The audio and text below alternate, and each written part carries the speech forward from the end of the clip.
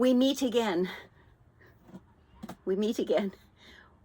We meet again, but today we're meeting with incident number 6. And if you're not sure what I'm talking about, the last couple of episodes was an explanation of what I'd be doing for the next few videos. So that included incident number 1. And then we did 2, 3, 4, 5, and now we're doing 6 and maybe 7. Who knows?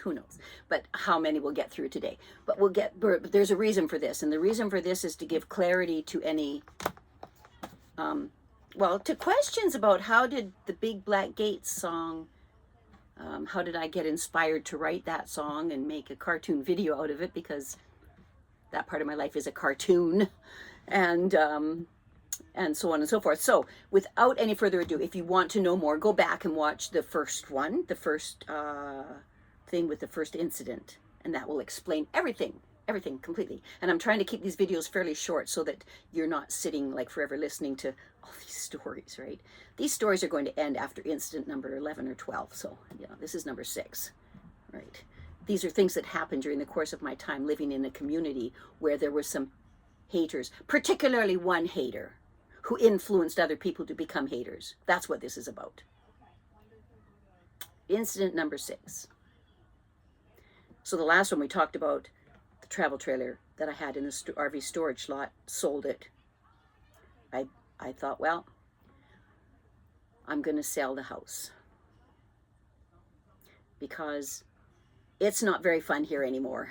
So I'm going to sell the house and buy a big Class A RV and travel the world. Oh, goodness. I figured I needed a 35-foot Class A because I'm so used to houses. I've never lived in an RV per se. I had a boat I lived on for a while. That was different. That was lovely, actually, but a lot of work. Anyways, 35-foot coach. That's what I decided to get. So I knew I had to sell the house to get it. I couldn't live 2 lifestyles, right? I made a big mistake buying a used one, like such an old one. I bought an old one and I renovated inside. It was gorgeous inside. It was so pretty. And it really didn't have a lot of kilometers on it, but it didn't get a lot of use. It didn't get a lot of use, to be honest with you. Things happened. My mom got sick. She came to live with me. I postponed it for a couple of years. Things happened. But let's just get into incident number 6. So when I sold my first home in that community, I did purchase the 35-foot coach to travel in for a few years, and then whatever I would do after that, I would do. That was my plan. So until I was ready to actually go off and travel, I stored it in our RV lot, in the same spot that the travel trailer was in prior. Now, during that time that it was stored, somebody came along and vandalized it. Now, if you've ever seen a Class A, I'm sure you have, their side mirrors are the size of like a door. They're like bigger than the screen can show you, tall, and they're like at least that wide, and they're on each side, and they're attached to the unit on the top with chrome, and then on the bottom with chrome bolted right into the unit. These are not wimpy little side mirrors. They are heated. They're heated mirrors, and they're big and they're heavy. All right, okay. So during the time that it was being stored there, before I was ready to travel, getting it all renovated and ready, somebody came along and ripped the passenger side mirror literally off. It was hanging by one bolt. That did not happen by accident. The wind could not have blown that off. By the way, those mirrors were solid as rock. There was nothing weak about those mirrors. But this passenger's mirror was ripped, pulled out of the unit, and hanging there by a bolt. More costly repairs for me. I have no idea who did it. I'm not going to point my finger at anybody. But it had to be somebody who didn't like me. Because you don't do that to somebody you like, right? You don't damage their property. This storage place, by the way, has a lock on it. You have to have a key to get in there. Every time you go to your RV, you have to use a lock. You have to use a key. So who would have a key? Well, anybody with a RV or a truck and camper. I don't know. That's all I can say. That's incident number 6. That's all I've got. Incident number 7. As I mentioned before, I teach 3 group fitness classes to the seniors every week. I purchased and use a fairly expensive wireless headset to teach my classes so that I'm not yelling at them. I can talk normally, 4 more here, grapevine there, knees up, V-step. I can just speak normally to them and they can hear me through the speakers with the music. It's a wonderful tool for an instructor so they don't damage their vocal cords, etc., etc. In the olden days, we had to go from the diaphragm, so we didn't damage our vocal cords. We had to go from the diaphragm and, project our voices. Headsets are wonderful. Okay, so I used to ride my bicycle to the clubhouse to teach class. And I would park it outside the clubhouse. Had a big basket in the front, big bread basket type of thing. I loved my bike. It was so nice. Anyways, as we were having coffee after the class, as the group of ladies, we all do, we have the coffee after class and have chit-chats and visits. I used to sell the memberships there for the group fitness classes. They were $40 it worked out to like $4 a class at that time. There was 10 classes, $40 at that time. A husband and wife that participated in my classes had just paid for their 2 punch cards, so that'd be $40 each. So there was 4 $20 bills in an envelope inside my box where the headset lived when I'm not using it. So the headset and $80 was sitting in my basket. While I was having coffee with the ladies, somebody took it. Don't know who. Never did get it back. I don't know who would want that headset in that community because I was the only one there that used one.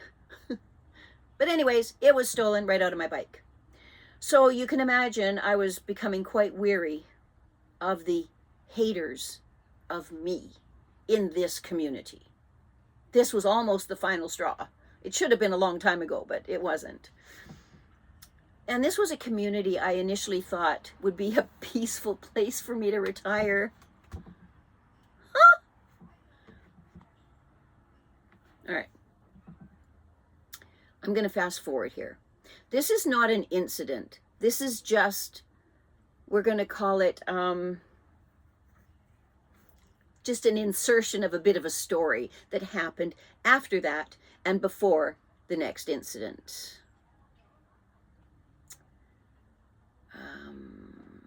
So that was incident number 7, the wireless headset and the money. The 6 was the mirror hanging off my RV. All right, so now we're going to have a little story before we go to incident number 8. So we're going to fast forward to the CVID days, which changed many lives forever. My adverse reaction to the initial jab found me in an ambulance and in the hospital overnight with uncontrolled muscle spasms. I was told then to avoid another jab because it could be worse. People are walking by.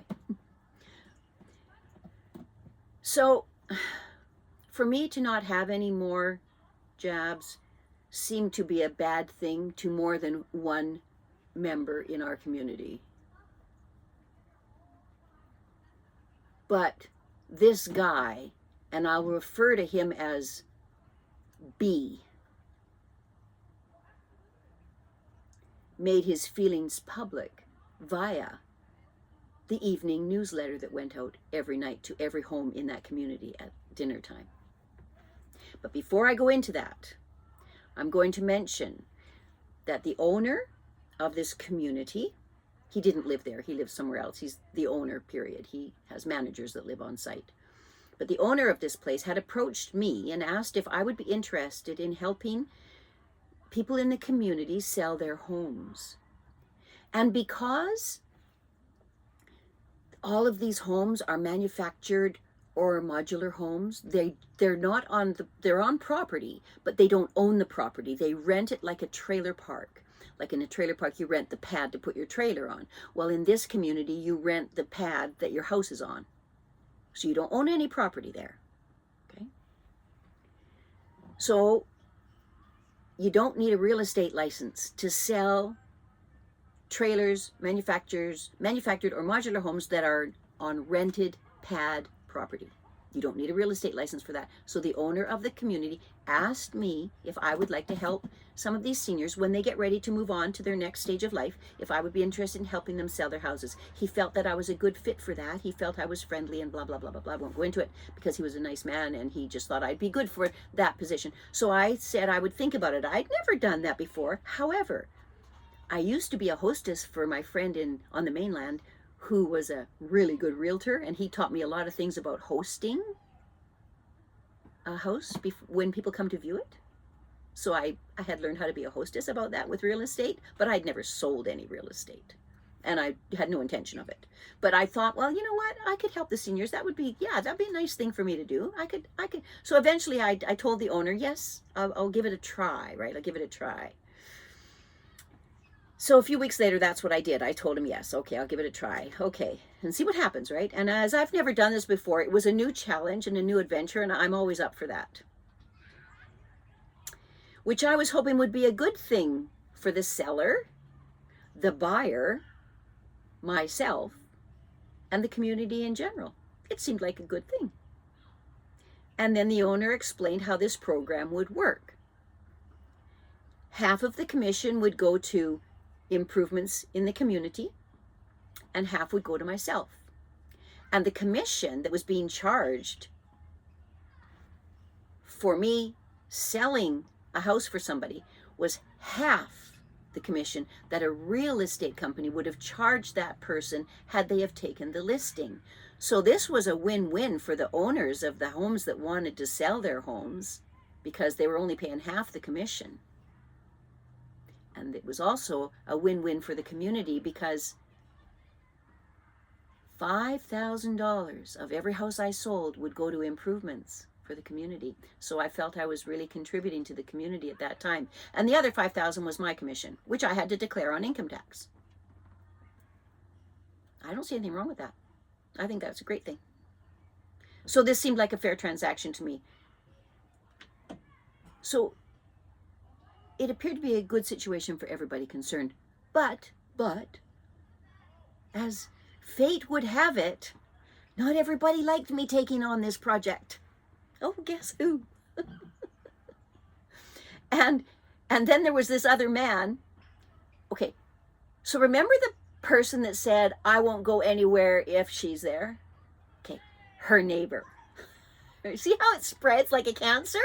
Right? Her neighbor, a guy, B.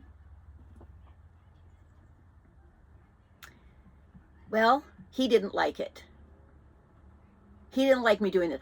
By the way, I'd never met him. Well, actually I did. I met him once. He came to one line dance class and then didn't come back. But I never knew him. I never had a conversation with him. Nothing. All right. So this is the guy, B. So he decided, because he didn't like what was going on, obviously he'd talked to other people, probably people that I've mentioned earlier. Probably they didn't like it either. See, this is where people that actually liked me would say to me, oh, don't worry, they're just jealous that you're doing that, la, la, la, you're earning some money, they don't like that, la, you know. I've never experienced people like this in my entire life. I've been in a positive atmosphere of work, health, wellness, and fitness. It's all positive. People are happy for you when when you do something good, or you know what I mean? Not cuff. Cup half full. That's how I lived. This is not how these people live. Some of them. Anyways, he decided to make his opinion a public opinion. And he put a letter in the community newsletter that went to everybody's houses at dinner time. Why? To get more people to hate me for something that I shouldn't be hated for, that maybe I should be thanked for because I'm helping people. But they had to turn it around and make it look like I'm not helping anybody. I'm only doing this I'm greedy or something. I don't know. It was a lot of work helping people sell a house. A lot of work. A lot of work. A lot of paperwork. A lot of interaction with people. A lot of setting up appointments. A lot of work. Sitting in an open house for 4 hours while 2 people come. A lot of work. Anyways. So this man decided to put a letter in the community newsletter. Now, I was so naive. While the owner realized I was community minded and loved to get involved in things and help and do, and he asked me also if I would like to do some office work. You see, me living there on my meager, very meager pension, government pension. I never had a work pension, didn't have it, still don't. I was always looking for work. I don't mind working. So the owner knew that. So he said, would you like to do some office work, a few hours a week? And I said, absolutely. Absolutely, I'll do some office work. I'm really good for that. I'm ready for that. Yeah, I can do that. And then he said, and if you do that, then I would like you to help with the bylaws in our community because, you know, we always need somebody to help out with the bylaws because they don't always get followed by every person in the community.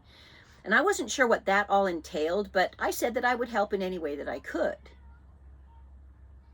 Now, this brings us to incident number 8. And we are going to finish with this incident today. Incident number 8.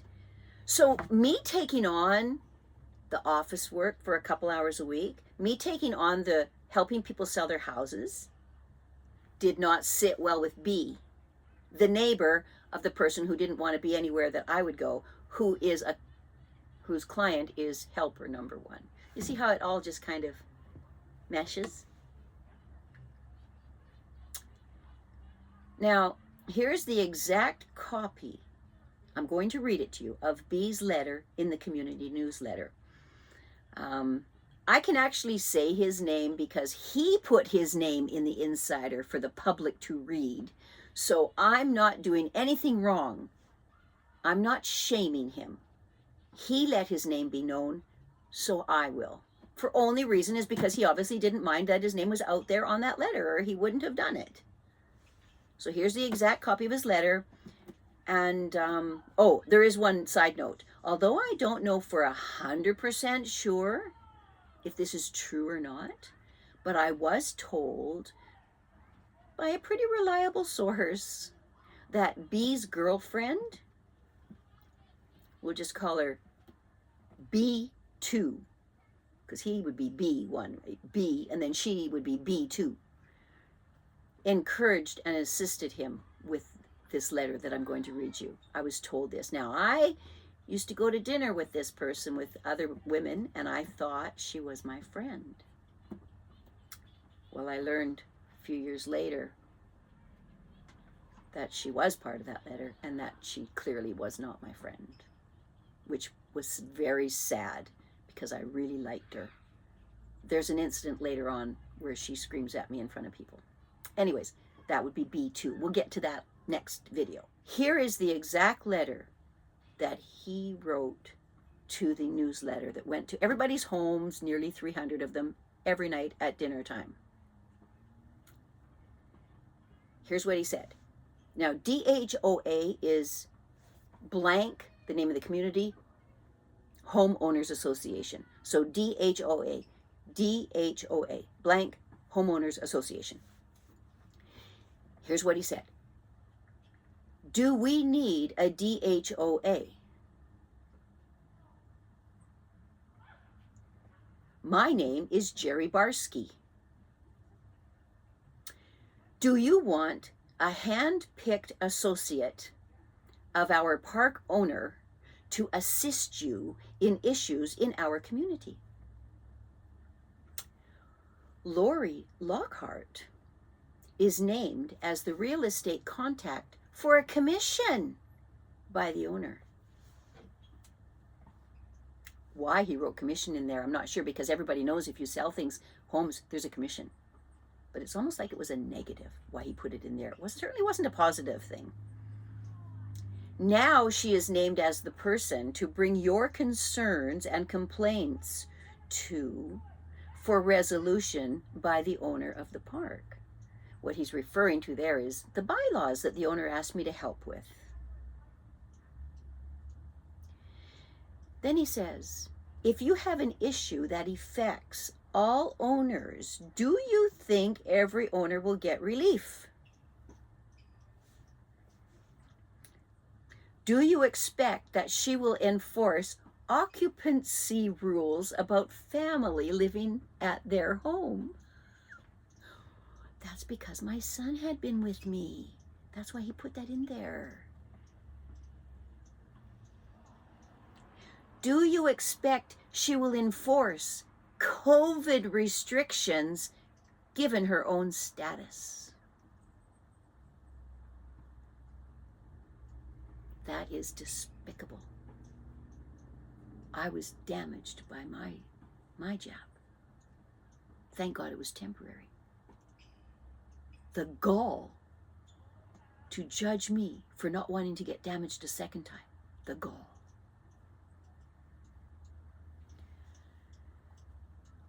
Then he goes on to say, I will be your next DHOA president when we finally have an annual general meeting. Because during COVID, there was no meetings. So when COVID would be over, AGM meeting, he will become the president. That's what he says. My understanding is you get voted in, so he must have known he was going to get voted in. Then he says, and this is all in the newsletter, please reply directly if you agree. I will resign if you think the owner can control resident complaints. Thanks and regards, Jerry Barsky. End of letter. Now, I had never had a conversation with this man, and he had never approached me with his concerns. He simply went to his friend, who was the caretaker of the newsletter at that time. And they deemed this letter was appropriate. They did that together. The letter was appropriate. All I can say at this point is that if he had slandered a male like that in our community, I suspect that man would have gone directly to him, and in a manly sort of way, nature might have taken its course. This was a serious bullying tactic done by, in my opinion, a serious coward. And that's where part of my inspiration came from when I was writing. Now, in my opinion also, to pick on a senior woman, me, who lives alone, me, because my son was long gone by then, and with no one to back me up, is despicable. It was at this point I knew 100% I was living in the wrong community. Toxic, angry people keep coming out of the woodwork, and they all come in my direction, and they all stem from one person. They all have a connection, a direct connection with this one person. Much too powerful for me to deal with. When the owner of the community, I almost said it again, when the owner of the community learned of this letter in the community newsletter, he contacted B and told him what he thought of it, which was not good. During that conversation, B told the owner that he had apologized to me. That was a lie. To date, he has never apologized to me. Now, having said that, he did submit a note to the newsletter,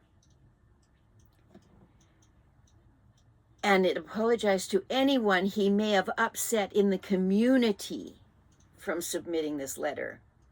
But that's not an apology to me.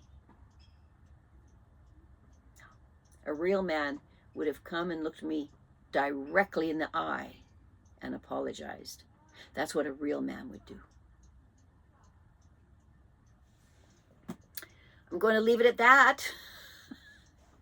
I'm trying not to make these too long, but these incidences, there's great. And like I say, that was incident number 8.